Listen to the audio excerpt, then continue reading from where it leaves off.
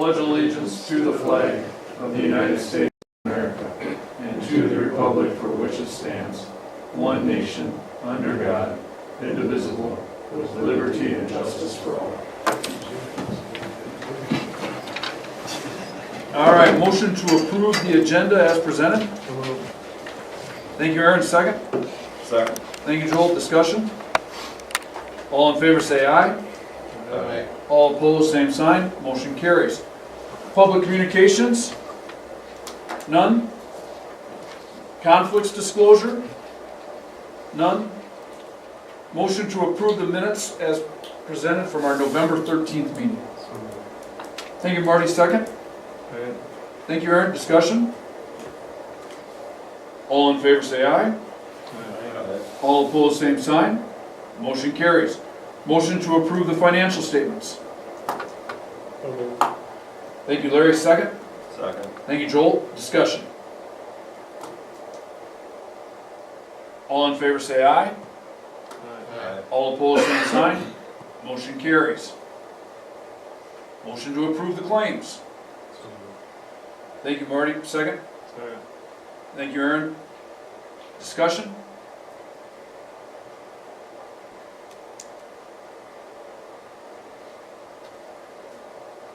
All in favor say aye. Aye. All opposed, same sign. Motion carries.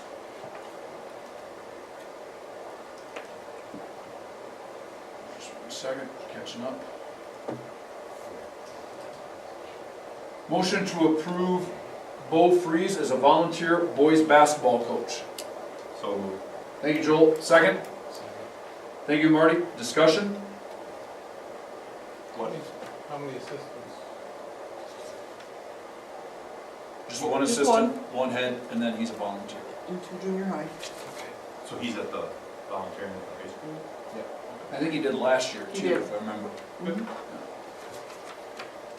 I'm sorry to hear you looking like I don't know. All in favor say aye. Aye. All opposed, same sign. Motion carries. Motion to appoint LAN member. So moved. Thank you, Joel. Second. Thank you, Aaron. Discussion? Thanks, Larry. Is that Ben, Larry? Huh? Is that you too? I didn't know this is it. No, that was different. That was delegate assembly. That's the delegate assembly. Oh. Joel threw your name out pretty quick. Well, he does such a good job. How would you know? Because we have a Class A rating. Well, does anybody want to jump on that hand grenade? Who was it? Me? It was Joel? Larry. It was Larry? Once in a while you get a forward something to legislate about it. Mind doing it again? I can complain a little. Sounds good. We'll take plenty of complaints. As long as you'll do it, I'll be more than happy to listen. All right, all in favor of Larry, say aye. Aye. All opposed, same sign. That's just you, Larry. 4-1. Yeah. I'll give you an extra vote, make it 3-2, but you still are it. Thanks, buddy. All right, motion to approve the contract of Nick Lesnar, junior high boys basketball. So moved. Thank you, Marty. Excuse me, Larry. Second. Thank you, Aaron. Discussion? Didn't he already assist or? Football. Junior high football.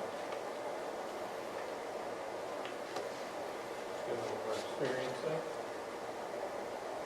I would say so. You know, and how hard it is to find coaches right now. I was just talking, I think like Sissita, do they even have anybody that's on staff that's coaching within their boys or girls basketball? It's getting harder and harder to find coaches. So, if he's willing to do it, and the athletic director's okay with it, Mr. Bloom, I'm good with it. All in favor say aye. Aye. All opposed, same sign. Motion carries. Motion to approve supplemental budget 12-2-24. So moved. Thank you, Joel. Second, Aaron, discussion. That's the fax equipment, the grant money. Yes. $190,000 grant. Is that the last of the grant money? No, Larry, I wish it was. We still have No, the security grant, the Homeland Security grant, which will help with the access to the And this grant is what allowed us to put in the state-of-the-art fax equipment, correct? yes, it's. So it's a big deal. I mean, It is a big deal. to the community and the school and the students. It's just an awesome facility, and thanks to everybody, Lori and Jim and whoever else was involved in the grant application process. It's a big deal. It is, that kitchen's impressive. I'm looking forward to seeing what they can do in there. All in favor, say aye. All opposed, same sign. Motion carries. Motion to approve open enrollment application 24-16. Thank you, Aaron. Second. Thank you, Marty. Discussion? New transfer Our student moving out. hours going out. All in favor, say aye. Aye. All opposed, same sign. Motion carries. Motion to approve the wellness policy revision that is contained within your board packets. So moved. Thank you, Joel. Second. Okay. Thank you, Larry. Discussion. Not a lot of changes. No, not a whole lot. We hadn't updated it for a little while, so it's time to update it and take a look at it and get things changed. But we didn't make a whole lot of changes. It's also part of the requirements that we have to have for the food nutrition program for Heartland program. Does the leadership group that's in here, do they meet ever to discuss anything, or? We probably should meet more often, but we just met once this year, and I don't even know if we met last year. You just want to begin, maybe. No, but when I get the hot phone calls about school lunches, maybe I can send them to the committee. Oh, sure. Unfortunately, the committee isn't going to have a whole lot of control. Right. But Right. I understand, yeah, that's federal guidelines. At my student council meeting today, I have a food committee of middle school and elementary kids, so I'll put them on. You, I do, yeah. that's good to know. So they go and talk to the Amanda, or Will, this is the, we try to do it every year, we just got it going this year, so they'll actually go to her and talk to her and give her suggestions, or, catch up with chicken, or, different ideas. So the students do have a chance at some input, but Yeah, correct. that's good to know. They can input, but it has to meet she still has to meet the requirements. She has to meet the federal requirements, I get that, but Yeah, the students are offered an opportunity to have input. Yeah, keep in mind it's elementary kids, middle school kids, so they might say, can we have sirloin steak? Probably won't. Yeah. raise the prices. Yeah. Okay. All in favor, say aye. Aye. All opposed, same sign. Motion carries. Motion to approve the complaint procedure policy contained within your board packet. We had the first reading last month of this, so this is just the approval this month. Move. Thank you, Aaron. Second. Second. Thank you, Larry. Discussion. All. Oops, sorry. All in favor, say aye. Aye. All opposed, same sign. Motion carries. Superintendent report, Dr. Block. A couple of things. There's actually one thing that I didn't have on my particular list when I've given it to Lori, but the return to school plan is something we still have to have in place. You may have, as a district patron and a parent, received a push notice from us probably about 2-3 weeks ago that was asking for input regarding our return to school plan. I did get 89 responses to that. The students can also respond, so I think there's a few student responses. One said something about cheeseburgers and fries, so I kind of figured that was probably a student. Maybe it wasn't. The results are overwhelmingly, we're doing fine. 5 is the best in handling. We had 38 that said, you're doing great with 5s. We did have 14 that said we're doing a great job, 15 that were neutral, and then there's 20 between the 1s and the 2s that say we're not doing a great job. There's also an opportunity to put written comments in there, and the comments basically were, COVID doesn't exist anymore, never was an issue, it's no longer needed, thanks for using common sense. One of the things that I did note, and it was 3 or 4 comments, there's some frustration among some of our parents because of what we're doing with the attendance policy. I know that he's been trying to take care of it a little bit stronger in the K through 8, and I've been trying to take it a little bit stronger in the high school with respect to students having too many. The state categorizes the students as excessive absences if you have more than 10 in a school year, and we have some kids that have 10 absences within a semester. And so there's a frustration there because we have this return to school plan that says, well, if you're sick, you should stay home, but yet we also have, unfortunately, been dealing with some families that we've been a little bit more strict on trying to get their kids to be in school more often. So it's a conflict that we're trying to win that argument.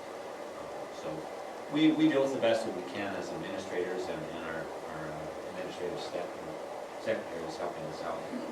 So that's one of the frustrations that we did see.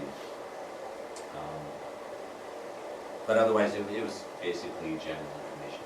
I have the information. I can now sign the assurance that we said that we did provide opportunity. And we can do something as simple as putting it on the agenda, and if nobody shows up, that was the opportunity for input. To me, the surveys give a little bit more, and there's going to be a little bit more input if they have the opportunity to acknowledge. So it's not always what we want to see. Anyway, we're done with that part. I'll sign the assurance tomorrow and get that taken care of. I did want to mention that the KSB law was here, and this was as of Mr. Case and Mr. Peterson putting that together. They talked to our 5th through 8th graders about social media and digital citizenship. Probably read something in the paper regarding that. And then we also had our teachers trained extra score. He can add more to that if he's got more to it. I was not present for that meeting. Legislative topics. The reason I was not present at the meeting is I went to the superintendent's meeting. It's a statewide superintendent's meeting. It's held in Chamberlain in the first week of December every year. And we had Senator Crabtree from the Madison area that came and spoke.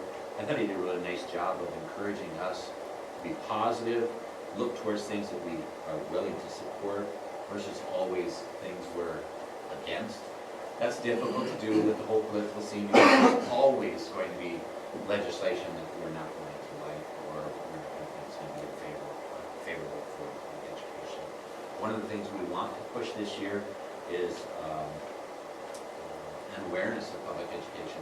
The last 4 to 5 years, there's been a very strong lobbying group regarding homeschooling and pushing for public funds to be used for homeschooling, and that's obviously something we can't stand for as public educators. And so we're going to try to do a kind of a grassroots efforts in the regions within South Dakota, trying to get some information out to the public and to the legislators regarding the support for public education and the value of public education. Jim, is it right? I mean, I had some people that really don't understand what homeschooling means nowadays. Very well-versed individuals ask me, well, if they're homeschooled, don't they still have to pass standardized tests? The answer is no, correct? No. They said, so they have to still come in and show proof of completion of classes, correct? No. The answer is no, correct? I'm aware of a situation where a 12-year-old was explaining that one of the hardest assignments he had was his, I don't know if I say this right, Sudoku puzzle. Very proud of it. He's 12 years, homeschooled. there's definitely good things with homeschooling being done by the right families. But there's also a lot of issues. There's kids that are definitely falling behind. I mean, doing a Sudoku puzzle for 4 hours, I guess I don't see our 12-year-olds doing that in any other classes, are they? They have an attendance issue, don't they? Homeschooling? No, They're not required? I thought they were. so parent signs off on it. I have to be cautious how I say it, because as Tom said, there are some families that are doing a great job. Great, with correct. homeschooling. And they're probably the ones that are headlining this lobbying effort to get some sort of resources for them, the people activities there. But the problem is in public education, we take all students. If you want to come to school, you come to school, we take care of it, we do the best we can with all students. And the danger with some of this legislation that does give a lot of freedom to the homeschoolers is the families that really truly are not homeschooling, are not prepared or able to homeschool. That's the scary part. To put it bluntly, I would say there's almost no accountability for homeschooling. We had to open our doors for extra curriculum, Correct. Yeah, and that's part of some of the legislation that we're talking about. but we have no guidelines for attendance, grades, or Correct. anything. But they can participate where,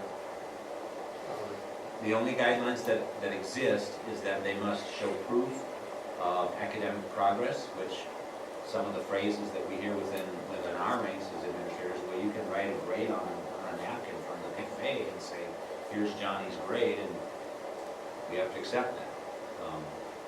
The only thing that they're held accountable for is that if we have guidelines and procedures in place for our students, the homeschool students have to follow those.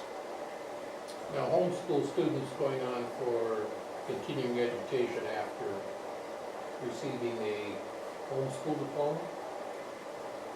So, our school district, and I don't know why, but we don't have anything in place to earn the diploma as a homeschool. We don't recognize homeschool credits, things, we've never had that request, I would say. There are some districts that have things in place where they may do some competency tests to, if you can prove that you can finish this test, then you get an algebra credit. We don't have those things in place. Some of the larger districts probably do. And so for us, you can't come to Webster and say, well, my kid's been homeschooled through the 11th grade year, he's gonna come his senior year and wants to graduate next year. That's not gonna be an easy task. We would have to figure out how to verify that they have indeed earned the knowledge that they need to in the courses that will be part of our requirements. And I think that needs to be the policy. Yeah. We should stick with that. There's nothing wrong with that policy. I get it that there's some families that are doing great, but where I'm seeing it is, in my practices, I don't like Joe teacher, I just quit. I don't like Dr. Block, I don't like Mr. Case, I don't like the school lunch, I don't like the coach, I just quit. I'm now homeschooled. I've been getting detentions, I just quit, now I'm homeschooled. And I think it's becoming a lot more common. A lot more common. And I think the general public should know that there is no standardized test. There is no grades. There is nothing our school district can do if they're not in our doors. And that's not good for society. You need to have a well-educated citizenry to be able to make informed decisions, to get the jobs. And doing a Sudoku puzzle, I hate to say it, is not going to get you there. There should be some record of learning or something. Nothing. I'm saying there should be. So the legitimate homeschool families, what they will do is they'll seek out, and they're accredited. There's some, They can seek out curriculum companies that they can actually earn credits, and those are the ones that would be much more easily accommodating if they were to come to us with a couple of years left, and they can prove that they've earned some things. So it does exist. The problem is is there's so many families, I would say so many, probably more families than not, that are really not prepared and not able to teach their children in the school settings. The ones that can do it typically have, you know, maybe dad's working, mom's at home, or vice versa, and there's somebody there that is able to instruct, and they do. And we have some very efficient and effective homeschool families in our district. We really do. But we also have quite a few that it's a matter of, rather than meeting the compulsory age of 18, I'm just gonna drop out and call myself a homeschooler, and there's really no accountability. The testing that they have to do, grades 3 through 8, they have to verify that they've done a test, but they can choose the test that they wish to. They don't have to take the state test. Again, accountability is pretty weak. And so at the high school level, if you're a junior in high school, you're supposed to take a test, some sort of a national standardized test. The reality is, if you do not do that, and we're the police, I guess, as the school district, if we find out that they didn't do it, which we would never know, you know, they can finish and turn 18 before you ever have a chance to say, hey, you didn't take your standardized test, you're going to. So the accountability is just those days. I have a handful of other things. I'm just going to go through these quickly. These are topics that we discussed, some in pretty good depth. CTE, hiring of teachers, alternate pathways for high school students, becoming teachers, as well as alternate certification. ACT, there's a conversation about should the ACT be the standardized test for the 11th graders that I was just talking about. Right now, it's the Smarter Grounds Assessment. We had this conversation, it was when I was 23, 24 years ago. And the conversation never went really all that far because not everybody's going to college. And so the ACT doesn't work for every single 11th grader. So a little bit of discussion about maybe doing the ACT and some other version, maybe the Acupuncture, which is the one that kids take if they're going to the technical colleges. Might be some value in that. For me as an administrator, I actually would encourage us to find some sort of solution like that, because I think there's much more value in a kid who's going to college that's taking the ACT, or a kid who is going to a technical college is taking the Acupuncture, versus the test we require them to take for 2 days in the middle of March during their junior year, and they don't know what the test is for. To me, it's not. You know, we can praise it all we want, encourage them to do the best they can, and it's scores for them personally, and scores for us as a district, but I just don't think kids take it very serious because there's no direct connection or no what's in it for me type of thing. And we saw that a few years ago. Yeah. Classes that don't take it seriously. Just briefly, the governor's budget address, that's the next thing I have on here. The only thing we really discussed there was that she did propose 4%. And this Senator Crabtree said that he thinks it's a great start. He thinks that both the House and the Senate will be all over that. So is that a starting point, maybe higher? He didn't really think it was going to be an issue, so he's very optimistic about that. Did he have anything to say about, and I don't remember exactly how she worded it, but, you know, in her opinion, you know, she's given, you're 28% the last 6 years, and the schools have only been giving 18% of it to the teachers. So I had Lori doing some homework today. I didn't mean to put it on, but I just asked her, I said, Lori, can you go back and figure out what we gave percentages over the last, since 2017? And the statistics that they're using, and I said, I don't know who they is, and I'm not sure where they're getting it. The statistics that they're using is not, it's not accurate in the, well, it's an average is what it is, or it's a percent increase. What I calculated today using Aberdeen Central or Aberdeen School District, you know, the last 5 years, I used what they had for a difference between what this last school year was for their average teacher salary and their average teacher salary in 17. Subtracted, divided by the original salary, and it's a 12.8% increase. That's the only calculation that they're using. Where if you were to calculate the actual percent increase of each of those years, Aberdeen's, I don't know what their number would be. Theirs is going to be higher than 20. Lori figured it out for us. Did I tell you what our percentage was for the average that they had on this? I don't have it with me there. I thought it was, no, I don't, you didn't tell us the ours, but what they're doing is they're taking, they have a spreadsheet, and I have to report these numbers, and so they're taking average teacher salary for each year. And then they're taking what it is, the average teacher salary has increased from here to here. Well, that's not the same as what raises we are giving. The Because percentage raise. in this average teacher salary, you know, the second year, we could have 2 high teachers go out, 2 new ones come in. That Right. skews, whereas what we're giving as increases, that's. We're above. Yes. Webster We're like School District over- is in that- above. In that timeframe, we added it up, we are over 20%, or 20, what, rate, 22% or something And I don't increase have that, I wish I had that. in salaries. That's not, they're not, you know, what they're saying is, they're not basing it off the right info. But we need accountability. Right. Well, and not only that, I mean, we have been making it a major point that we want to be able to attract good, qualified teachers to the district. And we've worked hard on making sure that our pay is going to be as competitive with as many people as we can. But every teacher, I mean, every school district is saying this, because they're not using the right data. That's my point, is you have to read through the lines.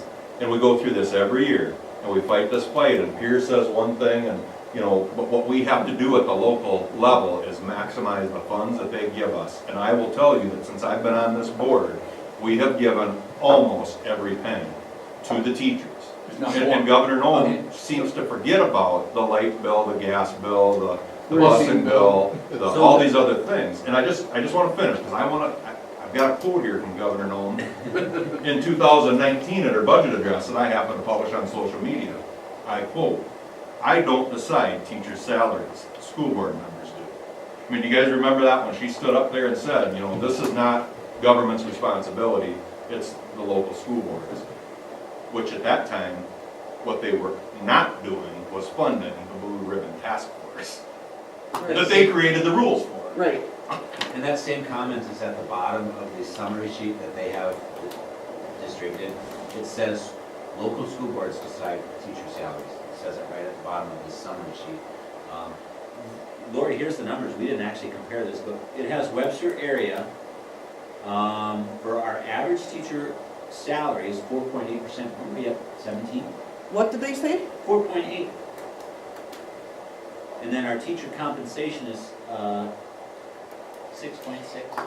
Because And you we're guys, looking at the about- increases, you know, when we go through negotiations and we come up with our average percentage, we don't report that anywhere. So they have no idea what Right. we're giving.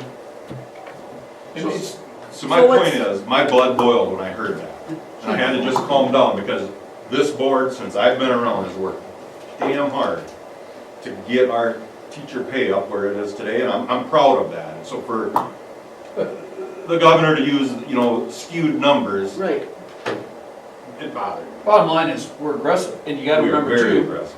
you know, if we have 530 students this year, and next year it goes down to 520, you lose 10 students. I don't care if she gives us a 15% raise, we don't get 15% from what we have this year. We're gonna get 15% on the 520, which is going to be less than we had. Exactly. You know, so student population is a key driver.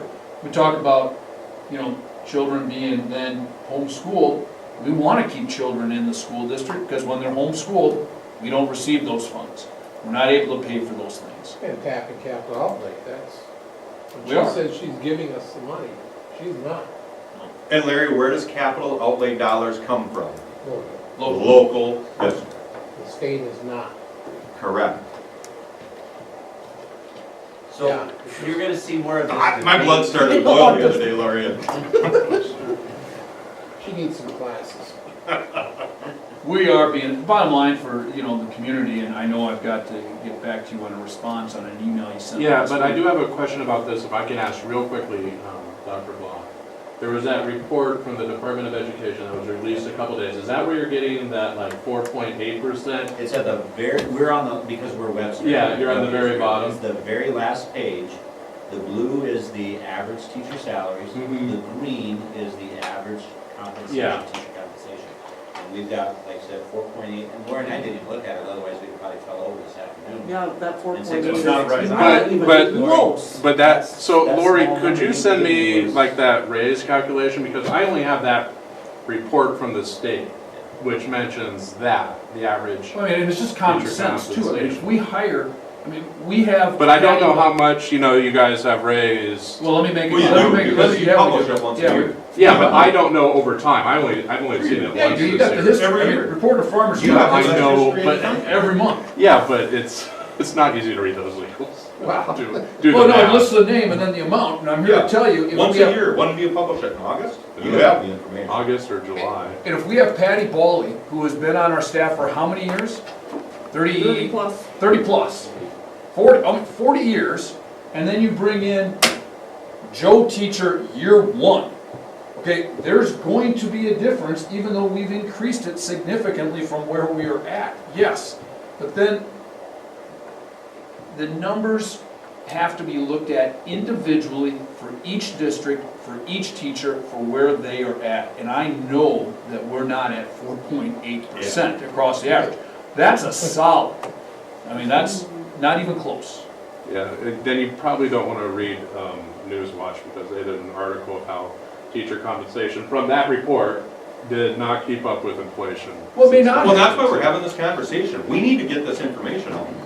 You know, listen, that every employer's dealing with that. Yeah, I know. You know, every employer's dealing with not being able to find enough employees, but we have been, as a district, I mean, this is what needs to be clear, aggressive. When we have an open kindergarten position and we used to have 20 applicants, now we have 5, and how many were from the United States? 2? 3 were from the Philippines? Okay, that's not just a problem within our district. That's a problem within our state. If you want to blame somebody else for your problems, that's fine. I'd rather try to figure out how to solve the problem than keep blaming everybody. We're not here to blame, but don't come at us saying we're the problem. We're trying to do the best we can to attract teachers here. And make sure you get that in the paper and quote me on that one, okay? Because I get kind of fired up like Joel does, because we want good quality people here. We want a solid community. We want people to give the kids that are coming through this school district the best education they can have so they can go out and be successful in whatever they choose to do in life. And just to be clear, to follow up on Larry's point, when she proposes a 4% increase, that's a 4% on the nut, I'm gonna call it, right? So then we take those dollars and we divvy them up mostly to our state. If not all. Actually, if not more than. More than. So, have yet- what we have to yet, do, since I've been on the board, gave less than what the state gave us. Correct. That's We correct. give more. Never, since I've been on the board. say that again, Larry, we have never given less No, they've always than given what the state has more. given us. So then what we have to do, And by Pier's instruction, is dip into the capital Capital. outlay dollars. They've opened up the capital outlay budget, so because they they're don't not have to fund funding it. the schools. And then the local taxpayer. What's the statement that whichever is less, inflation, if she gives us 10% and inflation is 3, by what? Of course, then 3% is the raise we should get. That didn't happen. Well, that's what they state, it's the same way with their other funds, whichever is less in your capital outlay. Your hands are tied, what you can ask for. Again, I've said it for every year I've been on the board. I encourage individuals, dig into our budget. We do publish it. We publish the claims. We publish our financials. We question our claims. We question our financials. This is not a board that just sits there and says, the majority of our meetings, Lori has to come and she has no idea where we're gonna question a bill. And many times, we get bills questioned just by us picking up the phone and giving her a call. Yeah, And sometimes they're corrected, but point being, we're aggressive with our funding, very aggressive. If somebody else can find us more money that we can get back into the staff, please come forward with the idea because we're all ears. Lori, I feel a little better after this conversation. That was a good venting session. So a couple other topics. I don't know if I should continue, but. Continue, What else please. we can hit? One of the things that came up was hot lunch and how we can address that issue. I have no idea who came up with the numbers, but 2 scenarios were given. One was, is it possible for the state of South Dakota, possible legislation, for the state of South Dakota to make up the difference between those who are on reduced lunches, meaning you get your federal dollars for the reduced part, and then those families have to pick up the other parts themselves. Something to the effect of, it would be like a little more than $500,000, $600,000 statewide would take care of, so that everybody who qualified for free and reduced would actually be free, because the reduced portion would be paid, the federal reimbursement, and then if the state. If that's true, I think that's a small amount of money for our state to be able to take. I can't believe that number's accurate, but whatever. The other dollar that they gave was that if everybody in South Dakota, every student in South Dakota received a free lunch, it would cost $60 million a year or something like that. I don't know if that's true. I don't know where those numbers come from. Somebody's starting to gather that information. Can I comment on that? Sure. That's another situation in the media. They're getting on. You know, I'm sure everybody saw the reporting on Kelloland last week about the Sioux Falls School District. And their first report was really good, and that news anchor, Lori went out and said, we need people to fill out the free and reduced lunch stuff, which primarily, pretty much take care of this problem.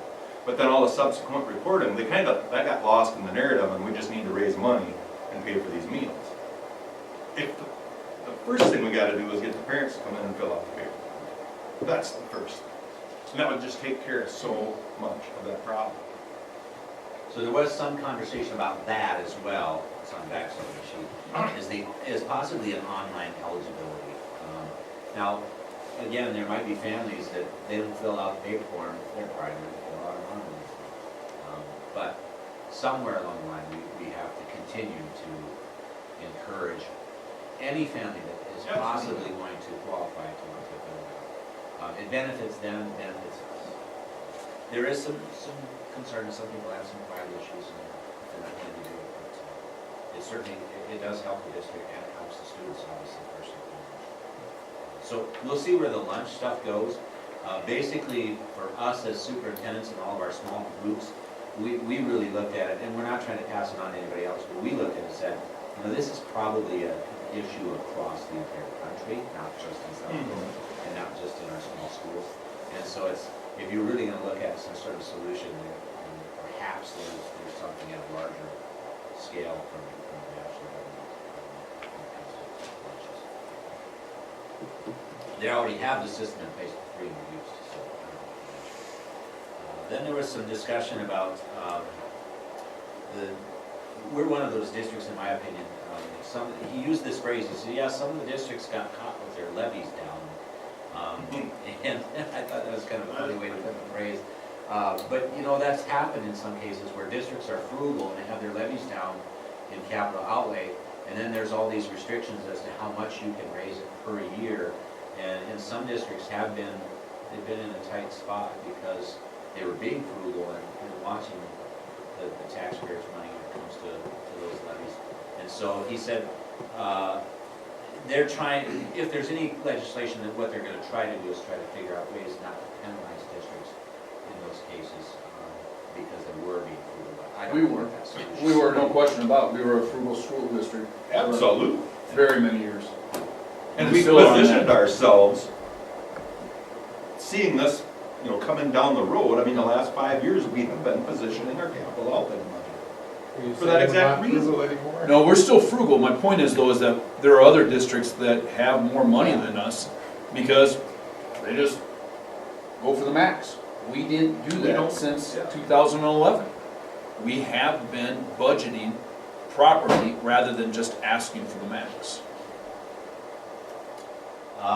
There's going to be possible funding to the tune of $6 million for evidence-based literacy program. And I've talked to Craig about this. I'm not big on this right now. I don't know much about it, so the two of us are going to look into it. And I believe he's going to gather up some information from his counterparts, his principals. It's called the Science of Reading, and they're looking at possibly providing stipends for teachers that will be trained in that. I don't know if it's a primarily elementary thing or if it's a K-12 thing, but we're gonna look into that a little bit more. And that, we were aware that that program existed, but when we look at our test scores and things like that, we just chose not to do anything this particular year. So with that becoming a little bit more serious at the state level, and they're looking at really putting some money to it, must be something pretty important. School safety was another thing that was discussed. We didn't get into that too much. Obviously, that's just an ongoing thing that we're going to continue to look at, always trying to figure out what's a better way to keep kids safe. The mental health aspect is growing in that sense, trying to find more help for young people that could potentially turn into people that can hurt somebody. That's a growing concern. There wasn't any discussion about any additional funds for additional school counselors or anything like that, but a lot more discussion on mental health issues. So, and then finally, one of the last things was library books. I believe there will be some legislation that might come forward with as to putting together some guidelines. It sounds like there's been some districts that have been faced by outside organizations that come in and say, we want these books taken off your library book or shelves, and some are, it's happened locally with their folks. What we want as superintendents is to see if there's some consistent guidelines that most schools can follow. Not that you want to completely take away local control, but I personally don't want to be, because one of the suggestions was, well, the administration can decide. I'm not going to take the time to read all these books. I mean, and if somebody comes to me with some concerns, then I become the judge and jury, and I just don't think that that's the right way to do it. There are some schools that are passing policies or putting in policies that have these committees, and the committee's going to meet this many times, and there's a chance for appeal and this and that. And I just thought, holy cow, folks! I think we can come up with a lot more efficient process. So I'm going to wait and see what happens with the legislation, to see if there's something we have to do or something we want to do, and move forward from there. So. Let's focus on getting kids into school, show up, listen to their teachers, have respect for their teachers, have respect for the staff. If we really want to worry about something, I think there was a grandparent that put a Facebook post out after the Friday night kids Christmas concert. Basically said, great concert, thanks for everything you do, but hey parents, take care of your kids. We've got, we all know what it is. We hear it, we see it, and when you see it and you hear it, do something about it. If you have children that are running unsupervised at an elementary school concert, that's not acceptable. It wasn't acceptable when you were growing up. It's not acceptable today. Really so many of the things that we're talking about start at home. That's, everybody wants to say it's the teacher's problem to fix, but discipline, respect, those basic fundamental principles of life start at home. And that's what we need to have more of, and that's what we need to have the district understand, that that's what we're focusing on. You only get one shot at free education, as Mark Hansen has told me so many times. Well, that free education starts at home, and you have to be able to have a good home environment in order for children to succeed. That's just my soapbox. And so, anybody else want to jump on board on that? Because I'm a big one on just do the right thing. Parents, please discipline your kids. Parents, how about when we have an hour-long Christmas program? Stay for it instead of leaving after 10 minutes once your kids are done. And if I'm wrong for saying that, I'm sorry, but just have some respect. Stay. You don't have to get up in the middle of the Christmas program and make a scene when you leave. You'll probably be in trouble for that, but I just think that's just common sense. So, there's my soapbox. Anything else you want to give me a shot at? Martin? All right. All right, anything else, Dr. Block? Because we've been really hitting this hard. I just want to talk, and this is basically just kind of awareness for you and the public. If people wonder what I do sometimes, a lot of times I'm working on reports. And trust me, they're not fun reports. We have state reports, we have national reports. I get to start the civil rights data submission, and this is not me complaining, I'm just simply letting you know, it opened up today, it's due in mid-February, and this, Lori's not gonna like me, and Chelsea's not gonna like me, there's gonna be a handful of people that I have to ask for data. I mean, it just is an immense amount of information. To put it bluntly, I'll give you a couple examples. I'm gonna have to go through all of the math classes and we have to do data submission for the school year 21-22. All the kids who took algebra, their gender, their ethnicity, and whether they passed or failed. That's on the charts. And I gotta do that for all the math and science, everything from how many boys sports do we have, how many girls sports, how many participants in every single sport, what's the number of genders, and all the ethnicities. It's just, it's a long, long one, so it's a fun process. Sometimes the awareness is, you know, if you're wondering if I don't do anything or I've got my feet up, making code, well, I'm probably working on the civil rights data collection while I'm doing it. I'm curious if you ever gotten any data from that, So we get these reports from them, and it gives us summaries of those things. And I'll be honest, and I'm not trying to minimize our data as not being significant or important, but really in a school with the diversity, the lack of diversity that we have, and we really don't probably contribute much to the national scene, but every school district is required to do this. And then we do get summaries of civil rights data collection. We also get summaries of civil rights court cases. And so every now and then I'll get a summary. I'll say some court case that happened out in California that had to do with this, that, and this is what the findings were. And they are, it's good for us to know because it gives you an idea of, okay, you have a situation like that, you probably want to read into this a little bit more as you talk about what it means. I can say, fortunately for us, we don't see a lot of those issues within our schools. They do arise once in a while, but typically if we've got good policies in place and we deal with the issues in a timely manner, most of them are taken care of in the way that they should. Sometimes people don't like the way the results are, depending on which side they're on. Choosing either one. Anyway, it's just an awareness thing. Okay, anything else for Dr. Block? Well, thank you for your effort in all those reports. You can come join me anytime you want. Mr. Case, principal report. Yeah, I can go off of what you were talking about, Tom, at the concert. I've had a couple of issues at the basketball game where we have kids running around, and they're up in the student section, and I had to get up and go over, and they were throwing popcorn down the side, and I had to go get them and tell them to go sit by their parents. And I noticed just at this last game, we had a few more running around again. So I made a mistake. I thought about it in school. I was going to make them an announcement to the kiddos, just reminding them. But then what Tom says, it's like, yes, parents, just patrol your kids at the games, please. You know, if they're getting up at the games, they should be just going to the concession stand or the bathroom.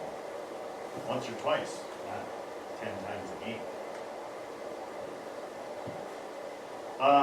Going off of what Jim talked about, KSB law, Sarah Hento was here.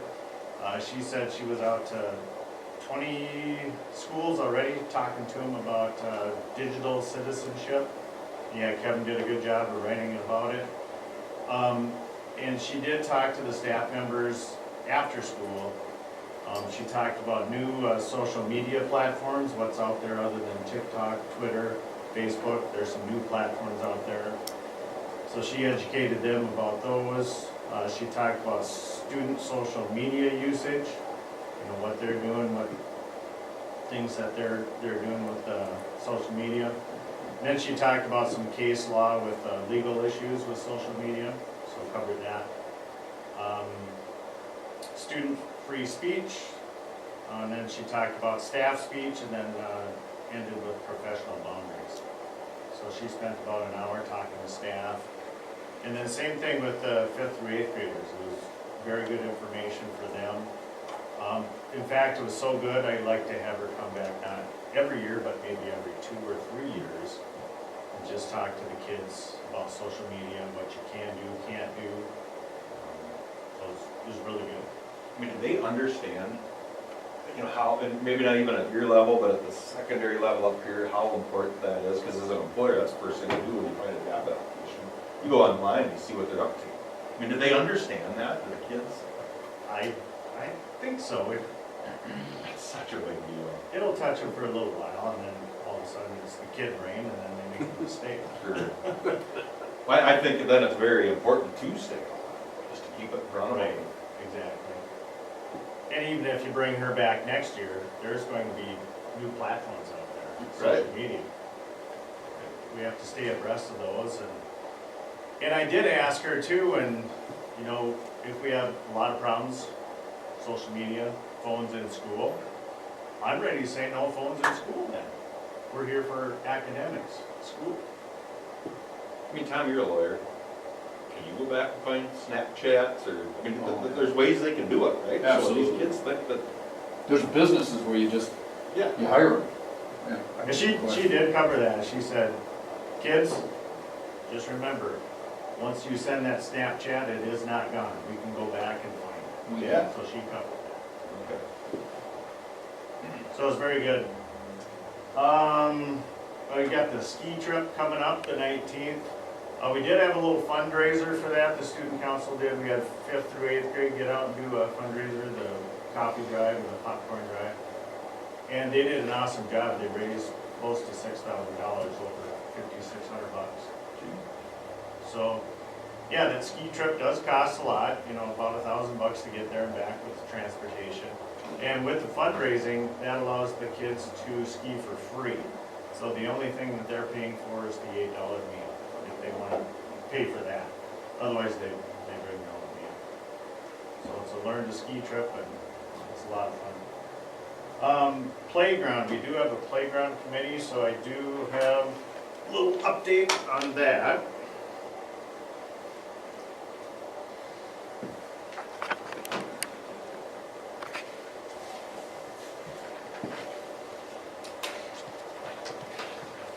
While he's handing that out, I should mention, I did receive 2 thank you notices Thank you. from students in the FFA program from 2 different, I don't have them in front of me, but they were grateful that we were willing to reconsider the date of the prom so that those who did participate in the state FFA could still participate in the prom. So I did get a thank you on that. And then we also received multiple thank yous from students within the FFA program regarding building this new CTE building. So those are things that Mr. Zink, he's usually pretty good about asking the students to be mindful of what's going on and what you should be grateful for, and thanking folks for the things that we have within our school system. So those were 2 thank yous that I have on my desk, but I didn't bring them with me. So if you take a look at the diagram, where it says school, that would be mainly most of your new addition for the school part. So then you look up above there where it has turf, and then those are actually new swing sets in there. Like I said, we have some parents on the committee, we have some teachers on the playground committee. We're still kicking around things, and we want to go about this the right way. We have been talking to one particular company, giving us feedback, and we were hoping to get a diagram to bring in, a 3D diagram to show you guys. But we're, like I said, we're still working out numbers, and we want to know what we want to do, what's best for the kids. So in that, where there's new swings, as a committee, we're still kicking around, you know, the swings that we currently have that are still in pretty good shape. I'm not sure how many years old they are, but if we get new swings, they're gonna be $10,000 to $15,000 more. So we're looking at hopefully utilizing the swings that we currently have out there. So in that area where the swings are at, that area where there's P-rock, like I had mentioned before, I think I did, we're looking at putting turf in there. So that'll clean things up. It won't bring that P-rock onto the blacktop, where I think on a daily basis we have kids slipping on the P-rock and falling. Also when it rains and snow and you have the mud and the dirt under the swings. So by turfing it, you're making it ADA compliant, American Disabilities Act compliant. So with the kids that have a hard time going through the P-Rock, they can get through this and it's too cold, it's legal. Like I said, the other thing, it gets rid of the P-Rock.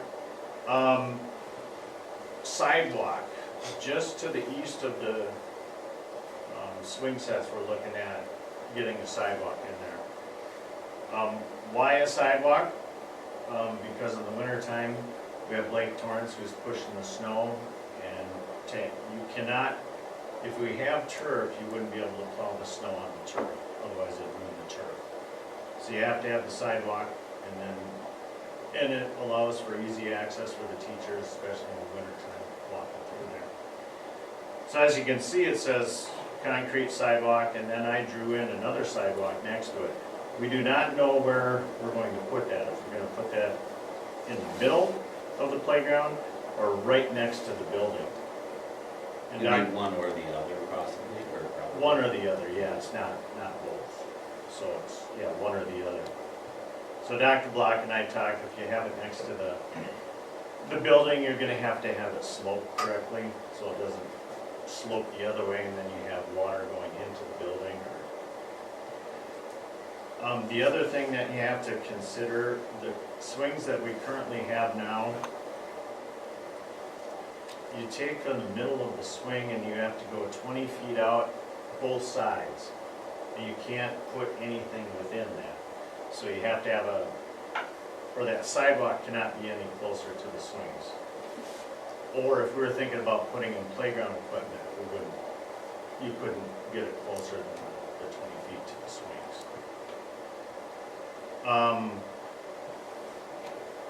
Yeah, so that sidewalk we're looking at going all the way around to the sidewalk coming out of the new building part. So we're working on numbers. In fact, today I sent out information to some principals if there was any other turf companies, so I did get some feedback actually today on another company that we'll look at for putting in turf, other than a playground equipment company. Numbers wise, I'd like to give you some numbers right now, but because we haven't communicated with all the companies and we're searching the best route to go, yeah, I don't want to throw any numbers out quite yet on that. So What that else, first part where the swings are at and the turf and the sidewalk, we would consider that possibly phase one. Or even phase one, I haven't had the estimate back on the sidewalk. So it all depends on numbers. And then phase two is where we currently have that sandbox.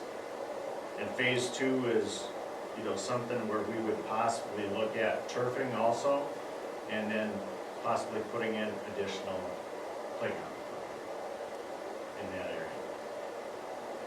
And then south of phase two is the equipment that we currently have out there. That's going to stay for right now. So what all does it entail to put down the turf? What do they gotta do? Good question. We had a question to the one company about, drainage, and tiling.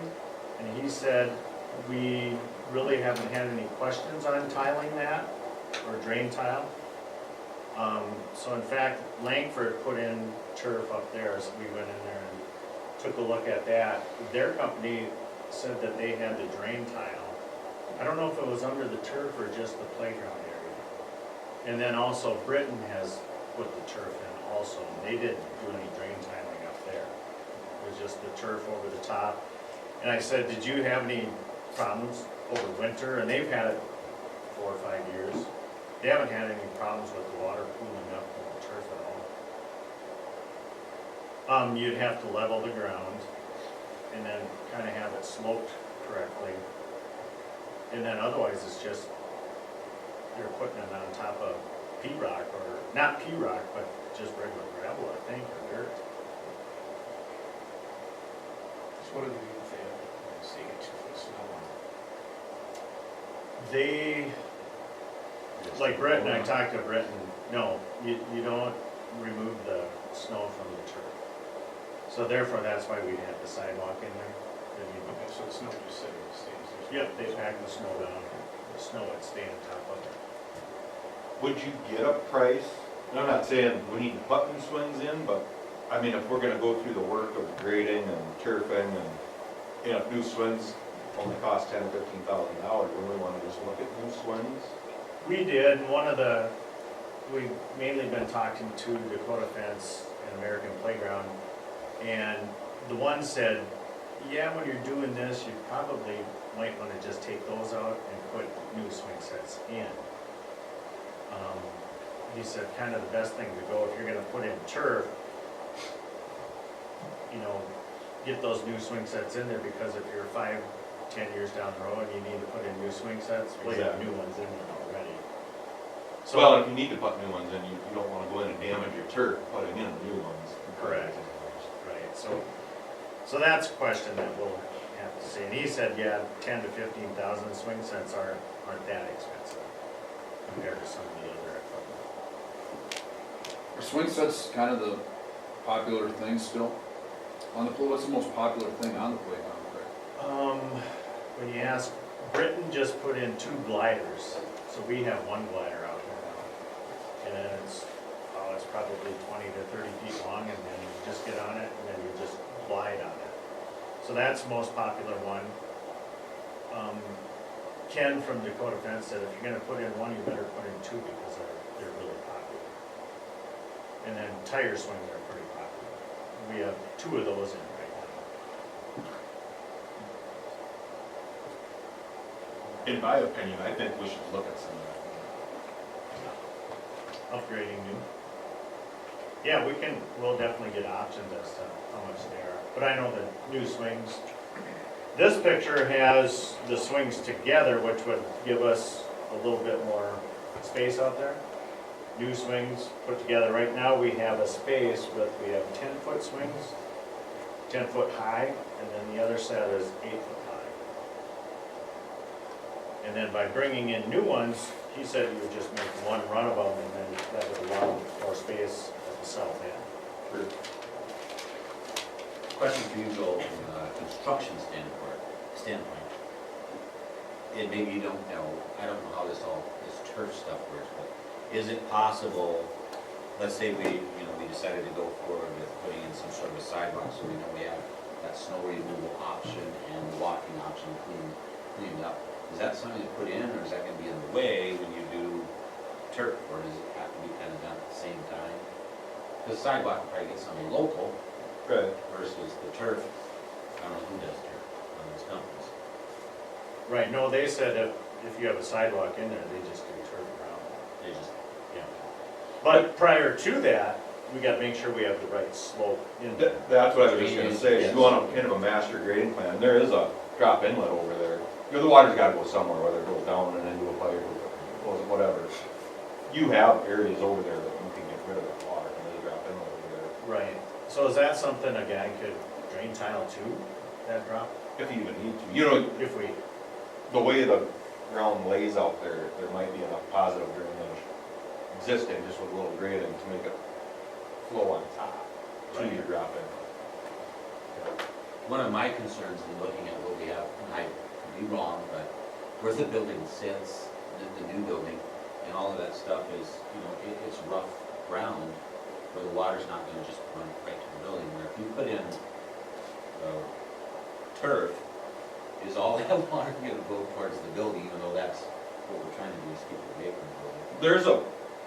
There's a valley graded in, there's a ditch Goes to graded the in out north, there correct? that brings the water to the north. Goes to the middle, comes north to that drop in. right, there Yes, you're gonna get seems to water. be natural drainage or a natural slope to that. Yeah. So just by looking at it, I don't think we'd have to level or change it a whole lot. I don't think so. I don't think so either. Greg, if people have questions about that, or is it best just to have them send you an email in regards to that? You bet, yeah, send me Or an comments. email and we'll bring it to the committee and we'll talk about it, discuss it. Like I said, we work with a couple of companies and we wanna talked to Game Time and Miracles, another one, and I just learned about this new turf company that Spearfish had put in some turf on there, so. Is that something your committee, you think, January, or February could have more information to keep this on a Yep. rolling basis, if that'd be okay? Yeah, Keep them here reporting? hopefully we'll get an estimate in from somebody local on the sidewalk. They're working on it, currently working on that right now. Okay. Anything else, Mr. Case? No, yeah, that's a good point, Tom. If they have ideas on other items that they'd like to see on the playground, great. Another thing with the turf, like I said, it just cleans it up, you know. But today, there's mud, when it's melting a little bit, that mud, dirt comes into the school. Custodians would appreciate it a whole lot too. If you have questions or concerns or ideas, speak now, or, well, now's the planning phase, that's when we need to hear about it. NESC, Really quick meeting. Yeah. I did have one question, maybe you can talk about it. I had an hour and a half executive session.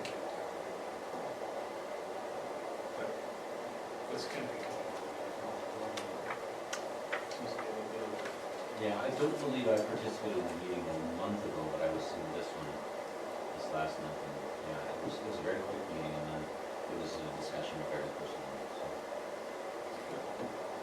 okay? 2024, 2025 calendar. You should have a draft 1A and a draft 2A in there. Just a little bit of background. Draft 1 and draft 2, I had 181 days in them, and I sent it out to the entire staff, and somebody sent it back to me right away and said, you added a day to our contracts. I'm always trying to get them work harder than I do, I guess, but, so I had to change them and submit them as 1A and 2A, with 180 days. Did 2 drafts here. I did get some input back from the staff. I should have had, if you look under September, you'll see the double X on homecoming dismiss at 2:15. I should have had that highlighted as well. Those dates are not known yet.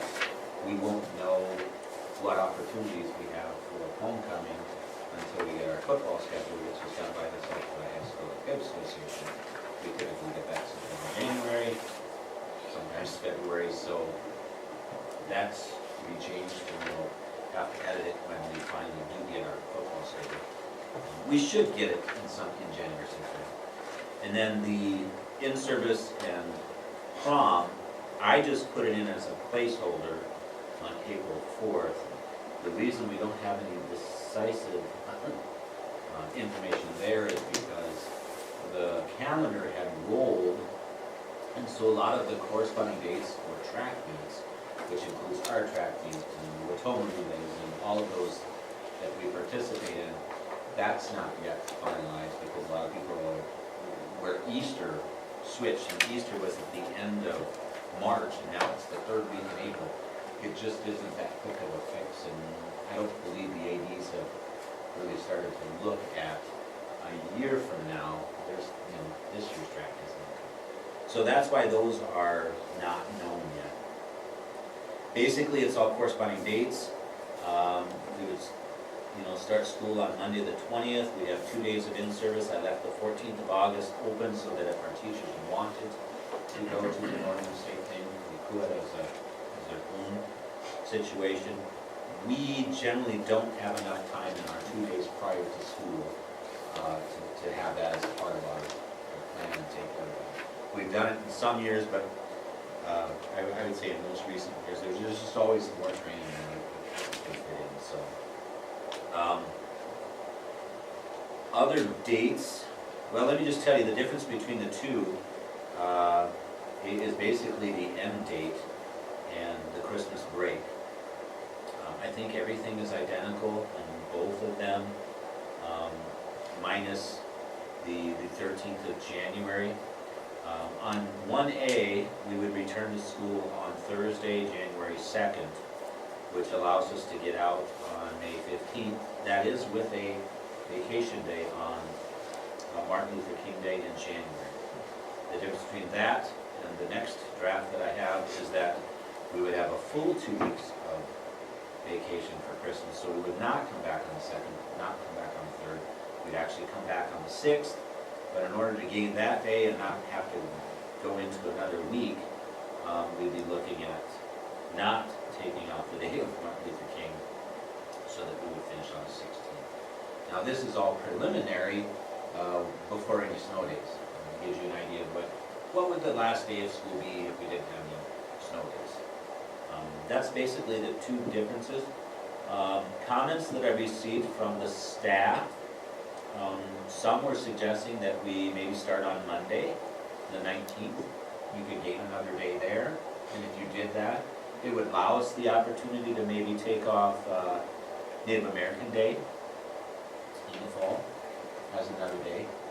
Right now, if you look at September 2nd, all the way until Christmas break, there's actually no holiday, no vacation day without student. Well, there's in-service without students, but not like an actual day off during the week for students or staff.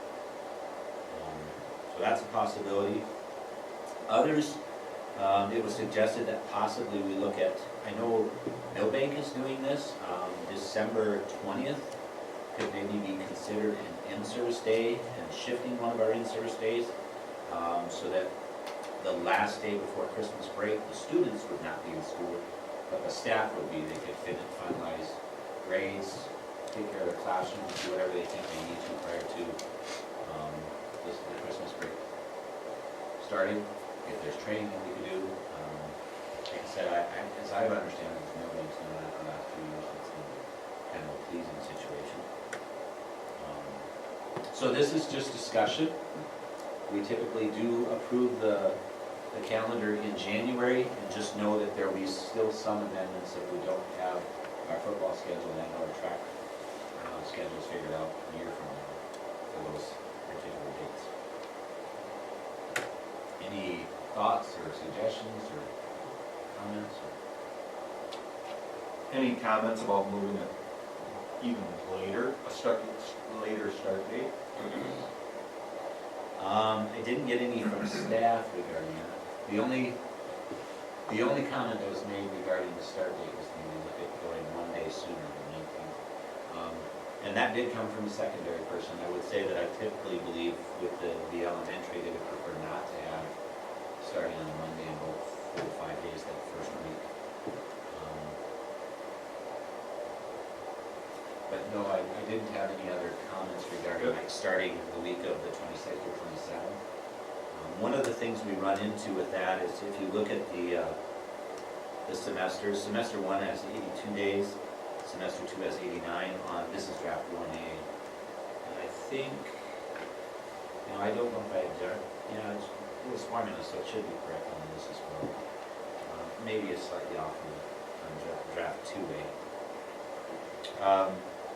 But we're already 7 days. That's a week and a half the difference between semester 1 and semester 2. And if you start later, and our goal at the high school level is to finish before Christmas break, we would have a mess with our online classes. And our online classes is huge compared to what us even 5 years ago.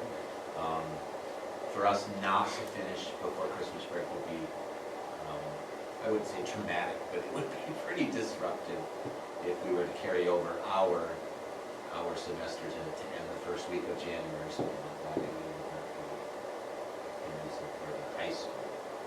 Now, that's just part of our school, so it's something to consider, so it's not the majority of the school either. Yeah, that's the one thing I hear from the general public over and over is pushing back the start rather than pushing forward the start date. So I chime in with Joel, usually I hear folks saying, why can't we start closer to that Labor Day? So the 20th would be the earliest that I think we should really seriously consider. Used to be semesters, that's what came back after Christmas. One week, And it'd be a week of them, but that's without all the online stuff, so at least we're I get that, the online thing really changes that. And really, I just dug into my civil rights data collection the last time we did that. We had a break, so I need to be thankful that we had a break. We did it in 2019, and in all honesty, I had a single page of online courses as to what the students were taking and who took it, genders, and I actually used the names of the students. I don't put them in the record, obviously, but, and Chelsea just held up a sheet. She goes, front back. She goes, well, this is just the spring semester of online classes. That's how much it's changed. And so we probably have tripled what we see for online courses from 5 years ago. Yeah. So, Okay. Any more comments on the calendar? Buildings and grounds. well, we took a walk through prior to the meeting tonight. There is a pretty significant punch list put together. They have worked on some of those. They will continue to work on those.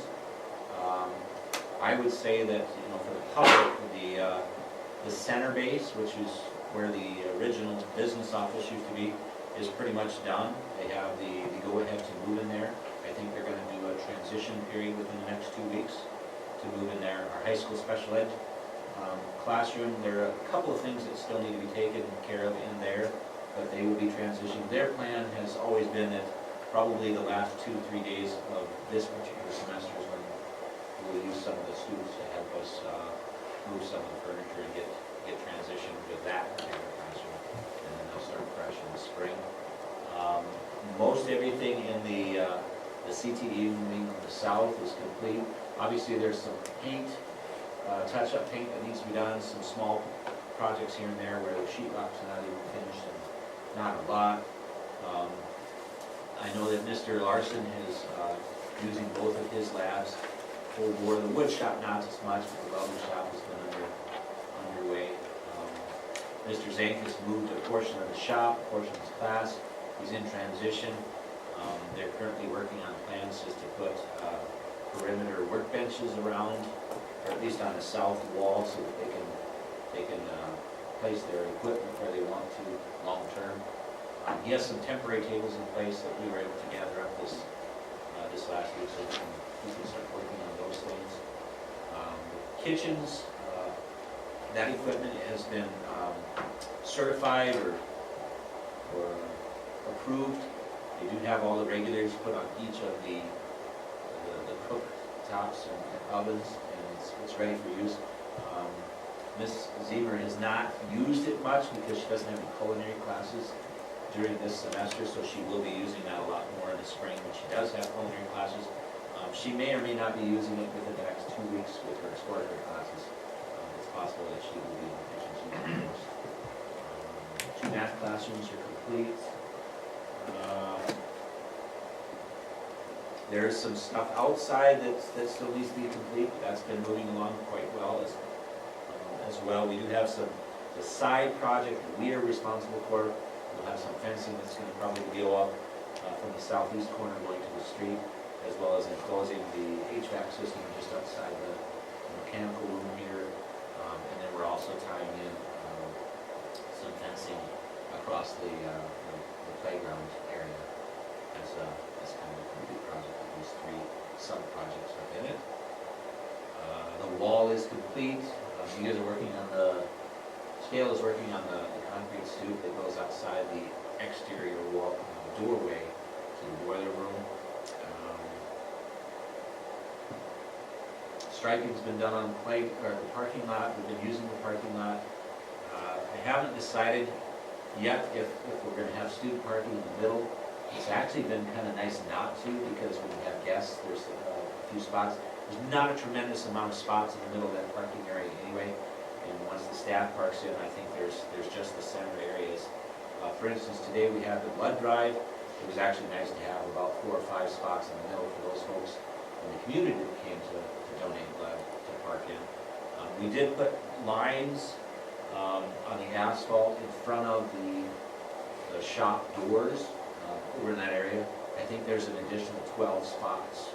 And so Faith did a nice job of putting together some dimensions for us for that, and have those lines put on as well. That will be additional parking that I think we can use on a regular basis, and then when we do need to put something in the shops, we can just have kids move vehicles or put up cones on the days that we need to do that. So, other than that, you guys get to walk through with us, and if there's something you have that you want to mention, or if you have any questions. Comments, gentlemen? You know, when you talk about the punch list, I mean, it's normal construction activities, just things, touch up paint here and there. You know, the administration's done a great job of putting together a list. The staff that are in those rooms have had input, opportunity to provide input. I mean, I think we've got a really good game plan, working with the architect. We're just kind of on the homeward stretch. We put together I think it was a Google Doc, so that the teachers in that area, as well as the area B, could walk through themselves and anything they could notice. And I had a couple said, well, I was really nitpicky, and I said, that's good. Yeah. You know, if it's something that obviously should be covered, we're gonna make sure it gets covered. If something that's a little bit nitpicky and is part of our responsibility to figure that out. So they were each able to do that. And we did get some good feedback from all of the teachers in the CTE, as well as area B from the special ed. So And just to be clear, then when you get that information gathered up, you give it to the architect, and then she deals with the contractor and, you know. I the forwarded that facility. to Patty Munson. She did a cross-reference, and then she also shared that with Jack from JDH, so that they can start that punch list. My understanding is that specific subcontractors may be doing some of the work. If not, it's going to be JDH that will follow up with the punch list. Facility looks great. I mean, I think it'll be awesome once we can get it open, have some type of public opening for everybody within the next few months, depending on how the weather goes, but it's very impressive. It's gonna be a very good facility for the community for a long time to come. All right. Anything else on buildings and grounds? You know, I should mention the boiler. I'm sorry to add more to this whole discussion. We discussed the 5 furnaces as an option. That came in a little bit, actually quite a bit higher than what we were looking at. We have that smaller boiler that's been a backup boiler for us down in the boiler room. There is a gentleman that's looking into that. They believe they are able to probably do some sort of testing on it to make sure that the boiler could work if we could get some plumbing and get it put in. So it's very possible, depending on the numbers, of course, when we get quotes, we could potentially retro and have that small boiler hooked up and become our steam boiler for the 50s wing. And it would be able to handle that square footage as long as it's a good functioning boiler. The boiler itself is in pretty good condition considering it's been sitting in that kind of that moist area. I guess the moisture is one of the issues when you have an unused boiler. So that's where we're headed right now. Travis Sickmill and his crew was here, as well as a gentleman from Aberdeen area that could potentially get some numbers for us. They were here a week ago Friday, and we do not have the quotes on that, but that's what we're waiting on next, as our next possible option for temporary heating, which when I say temporary, it could be through next year, it could be 3 years, it depends on what we have for a plan for the 50s wing within the next 3 to 5 years. But to be clear, it's a temporary plan in the sense, yes, it will provide heat as needed down there, but it's not a long-term solution. The load on it is gonna be extremely high, isn't it? If we were to try and heat. I do believe that this size of a boiler is able to handle the square footage of the looking, so it's not like excessive load for that. It's just that the efficiencies of the boiler depend on the condition it's in. But it's, the boiler should be able to handle it, but it is gonna be a pretty good load for that size of boiler considering what we have. Okay. It's not a long-term fix, Right. if that's what you're asking. And we have decisions to make regarding that wing. I can tell you what my plan is, as soon as we are able to move out of there, I don't want to say it's going to be cold storage because we're not prepared for that. We can't shut down the pipes and the sewers and everything else. The, what entrance, oh, it's the security doors that were at this particular entrance here. We have salvaged those, and I've asked Bo Larson and his crew to maybe be able to put those at the south end of that 50s wing hallway, where the emergency exits, you could come out of that hallway and go out, but students and staff would not be able to go into the 50s wing. That would allow us to make it more of a storage area up on the upper floor, or whatever it could be. It's just, it's not an area we're gonna utilize for traffic. And those doors are already keyed with some keys that we can use, and so we can keep people out of it if that's what we choose to do. There are a lot of Mexican carriers down there if we didn't have that opportunity, so. Hey, maybe the playground crew will get that and figured out in short order, and then they can start working on that. Because that project hasn't went away, we still have to address that area. Okay, anything else on buildings and grounds? Motion to adjourn? So moved. Thank you, Aaron, second. Thank you, Marty.